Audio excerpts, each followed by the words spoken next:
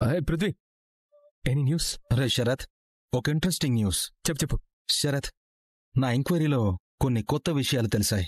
Ganga delivery టైంలో తన భర్త పేరు రిజిస్టర్లో రాయించలేదంట. అవునా? ఇంకొక విషయం ఏంటంటే, మహేష్ అనే పర్సన్ గంగ భర్తకి బెస్ట్ ఫ్రెండ్ అంట. పృథ్వీ, నైస్.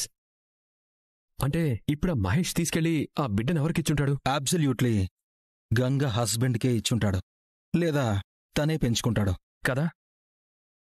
ఈ మహేష్ ఎవరో తెలుసుకోవాలి, లేదా గంగ హస్బెండ్ ఎవరో తెలియాలి. హస్బెండ్ ఎవరో గంగని అడిగి తెలుసుకుంటే మంచిది. చెప్తుందా? డైరెక్ట్గా అడిగితే ఎవరైనా చెప్తారా? అఫ్కోర్స్ చెప్పరు కదా.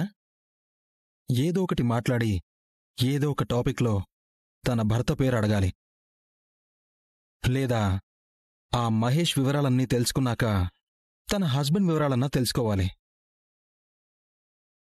చూడు శరత్, నువ్వు పెద్ద పెద్ద బిజినెస్ డీల్సే చేస్తావు. గంగ హస్బెండ్ వివరాలు లేకపోతే ఆ మహేష్ వివరాలు తెలుసుకోవడమో నీకు పెద్ద లెక్కేం కాదు కదా. పృథ్వీ, అది వేరు ఇది వేరు. లేడీస్ని తక్కువ అంచనా వేయద్దు. టిఫిన్ అదిరిపోయింది, చాలా టేస్టీగా ఉంది. జాను, ఇందాక నాకు ఫోన్ వచ్చింది. ఎవరండి? ఎవరో మహేష్ అంట.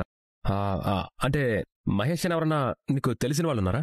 నాకు ఫోన్ చేసి నీ గురించి అడుగుతున్నాడు, నీ వివరాలు అడుగుతున్నాడు, నీతో మాట్లాడాలంటున్నాడు. అదేంటి, నాకు ఫోన్ చేసి తన గురించి అడుగుతావేంటని గట్టిగా మాట్లాడేసరికి కాల్ కట్ చేశాడు. ఎవరన్నా ఉన్నారా నీకు తెలిసిన వాళ్ళు? తన పేరు మహేష్ అనే చెప్పాడు. ఐ మీన్ నీకు తెలిసిన వాళ్ళు కానీ నీ